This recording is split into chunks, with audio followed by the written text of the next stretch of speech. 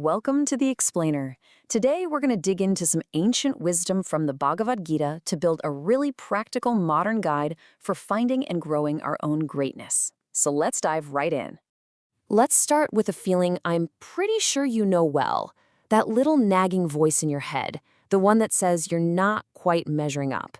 You see it at work, on your personal projects, and don't even get me started on scrolling through social media. That pressure is just constant. I mean, look around you. Our world seems to hand us this really narrow, almost cookie-cutter definition of what success is supposed to look like. It's like a one-size-fits-all model, and if you don't fit into that specific mold, it can make you feel pretty inadequate. And what does that do? Well, it pushes us right into what you could call the comparison trap. We burn so much energy trying to be a copy of some ideal instead of figuring out our own strengths.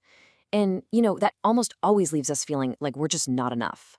But what if we could actually break free from that trap? What if there's a bigger, more inspiring way to think about excellence? Turns out, an ancient dialogue from the Bhagavad Gita gives us a totally different and, frankly, more profound way to look at it. So picture this, a massive battlefield. The great warrior Arjuna is completely overwhelmed, just filled with doubt and despair.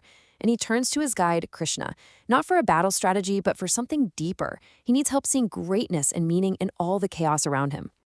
And his question? I mean, who can't relate to this? He's basically asking, where should I look for inspiration? How do I even spot real excellence when there are so many distractions all around me? It's a question we're all asking, really. Now, Krishna's answer is not what you might expect. He doesn't give a simple, neat definition. Instead, he lays out this incredible, sweeping catalog of excellence, showing Arjuna that greatness isn't stuck in one place. It is literally everywhere. Krishna basically says, okay, I'll tell you about my splendor, but you've got to understand my opulence, my greatness, is limitless. The point isn't to be just one great thing. It's to be the absolute pinnacle of excellence in every single category of existence. He starts with the big stuff, the fundamental forces we all see. You want to see excellence in light? Look no further than the sun. It is the absolute best at what it does, pure radiance and power. Then he points to nature. For something totally and completely unshakable, look to the Himalayas. They are the peak form of steadfast and immovable. You can't do better than that. And in the animal kingdom, he points right to the lion, the very picture of ferocious courage and power. It's the best in its class, no question. And this is where it gets really interesting. He shows us that excellence isn't just in the things you can see. Of all the things that cleanse and renew the world, the wind is the ultimate example.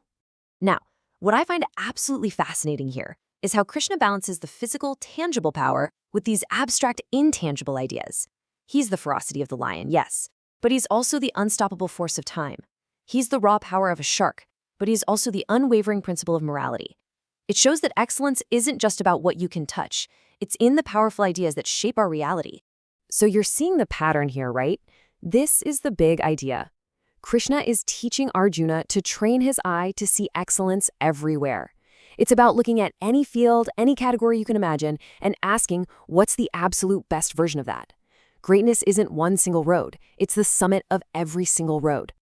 So, okay, this is way more than just a cool list of awesome things. It's actually a super practical guide. This new perspective gives us a real method we can use for our own growth, just by learning from all the different kinds of greatness that are all around us. We can actually boil this ancient wisdom down into a really simple three-step process. First, you observe. Find the absolute peak of performance in any field. That's your mentor. It could be a person, a mountain, whatever. Second, you distill. What is the core quality that makes it so great? And third, you apply. You take that principle and you figure out how to use it in your own life and work. So let's make this real. You're not going to become a literal mountain, obviously. But you can look at the Himalayas and distill that core principle of steadfastness, of being unshakable, and apply that to your own long-term goals. You don't have to be a lion, but you can definitely learn from its absolute, unwavering focus when it's chasing a goal. And all of this, learning to see excellence out there in the world, it all leads to the final, and honestly, the most important part of the whole lesson. After you've learned to look outward, it's time to turn that gaze inward and find the splendor inside yourself. The end game here is to discover your unique form of excellence.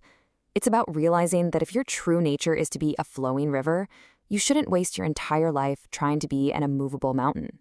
It's about cultivating what you are, not what you think you should be. It's about becoming the best version of you, not a second-rate copy of someone else. And then comes the mic drop.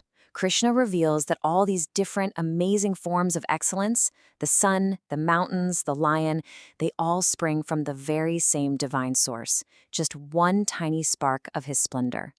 Now, just think about what that means for a second. It's profound. If all greatness, in all its incredible variety, comes from a single divine spark, well, then that means that same potential for excellence has to be inside you too. It just shows up in its own unique form. So that leaves us with the one question that really matters, doesn't it?